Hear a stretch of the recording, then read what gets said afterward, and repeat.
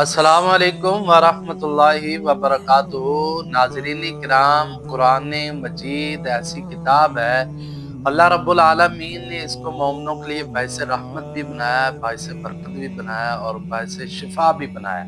اس سے بہت زیادہ مریضوں کو اللہ رب العالمین نے شفا بھی عطا فرمائی، انہوں نے تلاوت کی، اس کو پڑھ کے دم کیا، جیسے سورۃ الفاتحہ۔ سورۃ فاتحہ بہت بڑی، اس میں اللہ رب العالمین نے شفا رکھی، بہت زیادہ اس کی فضیلت ہے۔ امام ابن قیم رحمہ اللہ بیان کرتے، میں ایک دفعہ حج پر گیا اور ادھر میں بیمار ہو گیا، ماں وجدت طبیبہ، بہت ڈاکٹروں کا پتہ کیا، مجھے کوئی ڈاکٹر نہیں ملا۔ تو میں نے یہ ایک کام کیا، میں نے گلاس میں تھوڑا سا زمزم ڈالتا اور میں سورۃ الفاتحہ پڑھ کے زمزم پانی کو دم کر کے پی لیتا۔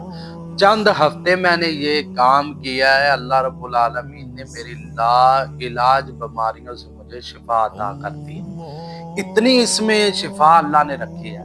تو ناظرین کرام، قرآن کے ساتھ جڑیں، قرآن سے محبت کریں، پیار کریں، سورۃ الفاتحہ پڑھ کر خود دم کریں، 7 مرتبہ پڑھیں، 15 مرتبہ پڑھیں، 21 مرتبہ پڑھ کے 40 مرتبہ خود پڑھ کے اپنے آپ کو دم کریں۔